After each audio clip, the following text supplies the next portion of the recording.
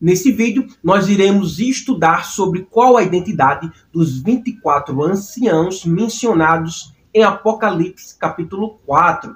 Só que antes, eu quero que você entenda qual o ministério dos anciãos e eu irei falar um pouco.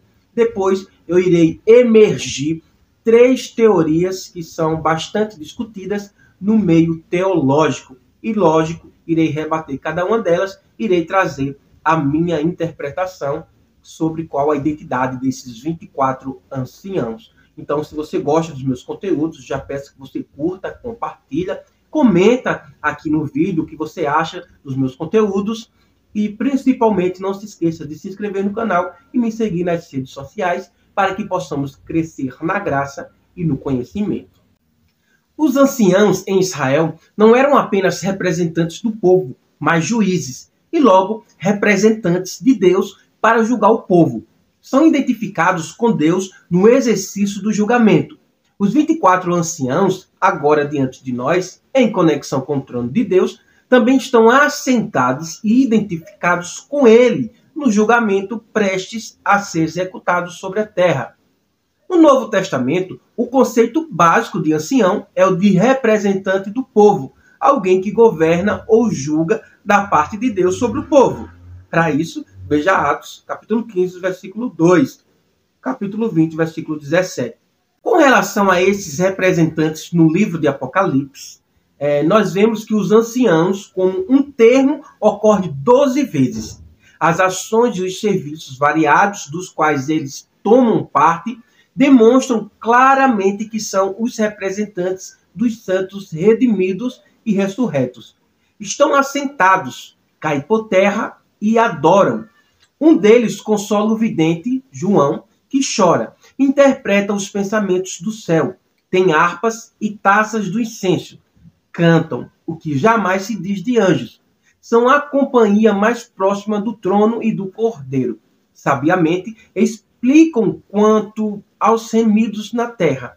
Celebram o triunfo milenar e eterno de Deus e acrescentam seu amém e aleluia ao julgamento da meretriz, a corruptora da terra. Um exame das passagens que citam suas atividades frisará o fato de que os anciãos rendem adoração e glória a Deus, à medida que cada passo no plano de Deus de estabelecer seu reino e derrubar o reino do perverso é desenrolado diante deles. O número desses anciãos tem seu significado.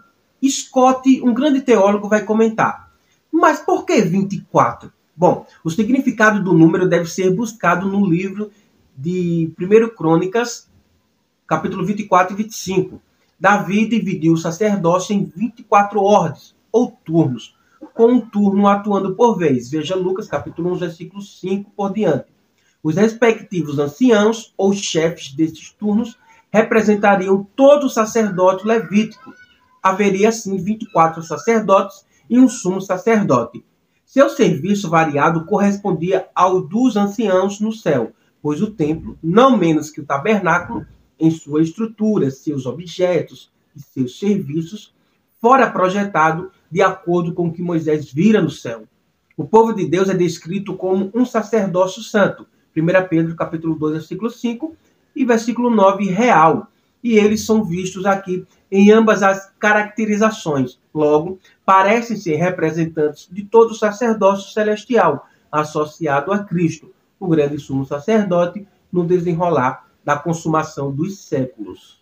Mas qual a identidade dos 24 anciãos? As interpretações dividem-se em 3 classes com relação à identidade dos anciãos. Primeira interpretação, são seres angelicais. Essa teoria é afirmada por Renzi, um grande teólogo.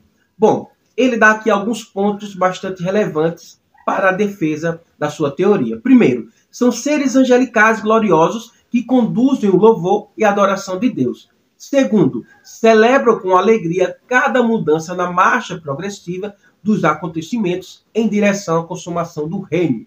Terceiro, parecem não ter conhecido a experiência de conflito, pecado, perdão e vitória.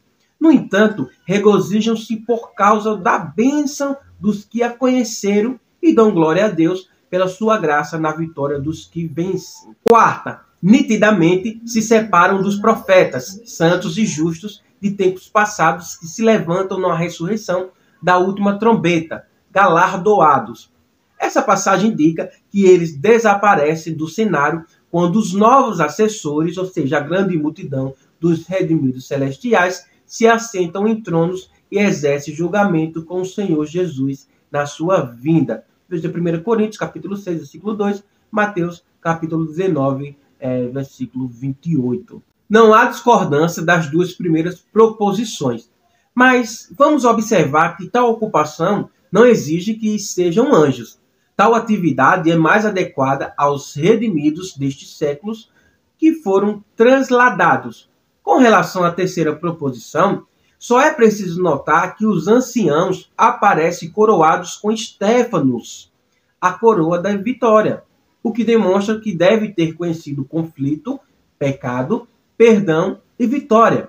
Com relação à quarta proposição, se são santos da igreja, seria natural que se separassem dos santos da tribulação, os quais serão ressurretos e galardoados em Apocalipse, capítulo 11, versículo 16 e 18. Pois os santos da tribulação não são parte do corpo de Cristo, apesar de remidos pelo sangue de Cristo. E em resposta à quinta proposição, não é necessário afirmar que os anciãos devam deixar seus tronos em Apocalipse, capítulo 20, versículo 4, como alguns teólogos insistem para que os ressurretos do período tribulacional possam ocupá-los. Bom, não há base para dizer que os tronos nos quais os ressurretos se assentarão são idênticos a esses tronos. Em Mateus, capítulo 19, versículo 28, foi prometido aos discípulos que seriam estabelecidos tronos a partir dos quais eles manifestariam autoridade e governo milenar. Apocalipse capítulo 20, versículo 4, associa os santos da tribulação a essa autoridade milenar, mas não exige que os anciãos sejam destronados. Esses anciãos não podem ser anjos. Os anciãos são um grupo distinto dos seres viventes e dos anjos. No capítulo 5, a ação dos anciãos é diferenciada da dos anjos, o que impossibilita vê-los como do mesmo grupo. O versículo 11 diferencia pelo título os três grupos. Os anciãos cantam, os anjos proclamam, os anjos não são numerados. Veja Hebreus capítulo 12, versículo 22. O número representativo, 24, ocorre 6 vezes. Não se diz que os anjos são coroados. Os anciãos são. O coral de louvor celeste, tanto harpa quanto cântico, parece ser a função específica dos anciãos. Sabedoria celestial, sobretudo em temas e assuntos ligados à redenção, é dada aos anciãos, não aos anjos. Com o termo anciãos, entendemos então o grupo inumerável dos santos redimidos, ressurretos e transformados, levado para encontrar Cristo nos ares. 1 Tessalonicenses, capítulo 4, versículo 17. Sua coroa e seus tronos demonstram dignidade real. A harpa e o cântico, alegria em adorar. Suas vestes e taças, caráter e ação sacerdotal. Essa é a primeira teoria. A segunda teoria é que são santos do Antigo e do Novo Testamento. Essa teoria é que esses anciãos representam os santos do Antigo e do Novo Testamento. Alguns teólogos defendem essa teoria. Os anciãos no céu representam todo o sacerdócio celestial, isto é, todos os remidos que morreram no passado ou que estiveram vivos na volta do Senhor. A igreja do presente século e igualmente os santos do Antigo Testamento estão incluídos. Todos são sacerdotes, todos adoram. Havia 12 patriarcas em Israel e 12 discípulos. Introduziram a nova dispensação. Os dois juntos perfariam os 24 anciãos. Essa teoria une Israel e a igreja numa só companhia, sem distinção na época do arrebatamento. Embora essa teoria seja menos discutível que a primeira, parece haver razões para rejeitar a interpretação de que Israel faz parte da cena aqui. Em primeiro lugar, essa teoria baseia-se na dedução de que Israel e a igreja são ressuscitados no arrebatamento e transportados junto para o céu. A questão da ressurreição de Israel já foi examinada em alguns vídeos. Se você não assistiu, me segue lá no TikTok, eu já falei sobre isso, e aqui no canal também tem. Em alguns vídeos é só você ver. Porém, certas passagens, como Daniel 12:1, Isaías 26:19, João 11:24, mostram que a ressurreição de Israel deve ser ligada ao segundo advento do Messias na terra. Assim, Israel não pode ser transladado ou arrebatado. Em segundo lugar, o arrebatamento é o plano de Deus para a igreja, que a leva a desfrutar suas bênçãos eternas. O plano para Israel é totalmente diferente, acontecendo com pessoas diferentes numa época diferente. Israel não podia ressurgir e ser recompensado até o fim de sua era, já que esses 24 anciãos foram ressuscitados, recompensados e glorificados. E a igreja é o único corpo que experimentou essas coisas. Até então, no plano de Cristo, os santos do Antigo Testamento não podem estar incluídos no grupo. E por isso, com esse argumento, eu rebato essa teoria.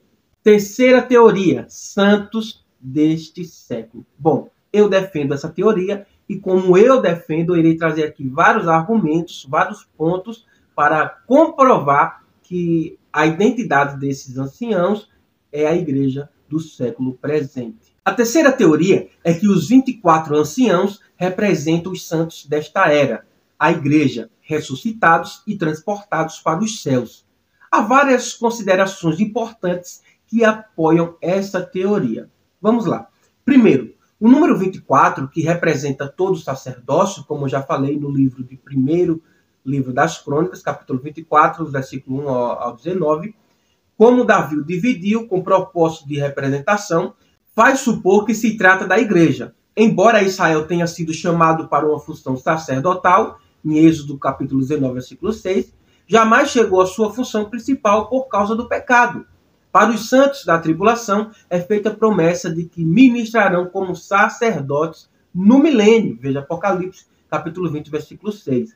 Entretanto, no começo do período tribulacional, Israel ainda não terá sido reintegrado ao lugar de nação sacerdotal, pois deve aguardar o milênio para concretizar esse privilégio. Os santos da tribulação, da mesma forma, devem aguardar o milênio para sua concretização. A igreja é o único grupo, sem dúvida, constituído como sacerdócio para atuar ministrando sob o sumo sacerdote. 1 Pedro, capítulo 2, versículos 5 ao 9. Segundo ponto, sua posição leva a crer que representam a igreja. Em Apocalipse 4, os anciãos estão sentados em tronos, cercando o trono de Deus, intimamente associados àquele que está sentado no seu trono. A igreja teve por promessa receber a mesma posição. Apocalipse capítulo 3, versículo 21, Mateus capítulo 19, versículo 28. Tal posição não poderia ser as dos anjos, que cercam o trono, mas não ocupam posições no trono. Nem poderiam ser a de Israel, pois Israel estará sujeito à autoridade do trono, não associada à sua autoridade. Em relação a isso, um grande teólogo, Lincoln, comenta com propriedade, abre aspas, eles se assentam diante de Deus, sim, e cobertos ou coroados diante dele. Certamente nenhuma criatura, por mais exaltada, assentou-se na presença de Deus. Com base em João 1, parece que os anjos nem sempre estavam na presença de Deus, mas apenas em ocasiões especiais. E Gabriel, evidentemente de alto escalão na hierarquia celestial, diz em seu discurso a Zacarias: eu sou Gabriel, que assisto, ou seja, literalmente estou de pé diante de Deus. Lucas 1, 19. Também no livro de 1 Reis, capítulo 22, Micaías afirma que ele viu o Senhor sentado no seu trono e todo o exército celestial de pé junto dele. Veja Daniel 7. Mas aqui temos, sem dúvida, uma ordem bem nova das coisas, qual seja, os santos redimidos da dispensação presente, vistos no seu lar celestial e no seu caráter representativo, sentados e com a cabeça coberta diante de Deus. Terceiro ponto. Suas vestes brancas mostram que representam a igreja. Fica evidente em Isaías capítulo 61, versículo 10, que as vestes brancas representam a pureza que foi atribuída ao crente. Foi prometida aos de Sardes, Apocalipse capítulo 3, versículo 4, que se vestiriam de branco. Essas vestes brancas foram vistas primeiro na transfiguração, Marcos capítulo 9, versículo 3, e deixam prever que o que é de Cristo inerentemente foi imputado a esses anciãos. Quarto ponto. Suas coroas levam a considerar que representam a igreja. Esses 24 anciãos não estão usando coroas de monarca, que em grego é diadema, mas coroas de vitória, que em grego também é Stéphanos, conquistados no conflito. Eles, portanto, foram ressuscitados, pois o Espírito não estaria usando uma coroa, e foram julgados, pois não receberiam uma coroa como recompensa sem o julgamento. Além disso, o julgamento deve ter sido recente, pois aparece no ato de lançar suas coroas aos pés de Cristo. Apocalipse, capítulo 4, versículo 10. Quinto ponto. Sua adoração faz crer que representam a igreja. A adoração é dada a Deus pelos anciãos por seus atos de criação, redenção, julgamento e reinado. Alguns tentaram dissociar os anciãos da redenção que eles cantam, Apocalipse 5:9, ao excluir a palavra nós do texto, afirmando que esses não poderiam ser os representantes da igreja. Com relação a esse ponto, várias coisas devem ser observadas. Primeiro, a boa evidência manuscrita para incluir a palavra no texto. A palavra não precisa ser excluída por motivos textuais. Em segundo lugar, mesmo que ela fosse excluída, isso não significa que os anciões não estivessem cantando sobre sua própria redenção.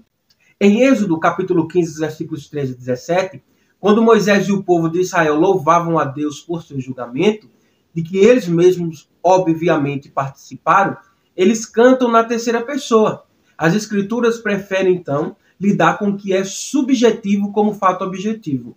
E, em terceiro lugar, se a palavra fosse omitida e pudesse ser provada que eles estavam cantando sobre uma redenção que não experimentaram, isso não prova necessariamente que os anciãos são a igreja, pois, como esses anciãos conhecem os julgamentos de Deus derramados na terra, prevêem a vitória dos santos que estão na terra passando por essas experiências e pode louvar a Deus pela redenção desses que vêm de toda tribo, língua, povo e nação. Apocalipse 5:9. Que sofreram a tribulação, foram salvos nela e serão feitos reino e sacerdote e reinarão sobre a terra. Apocalipse 5:10, capítulo 20 e versículo 6.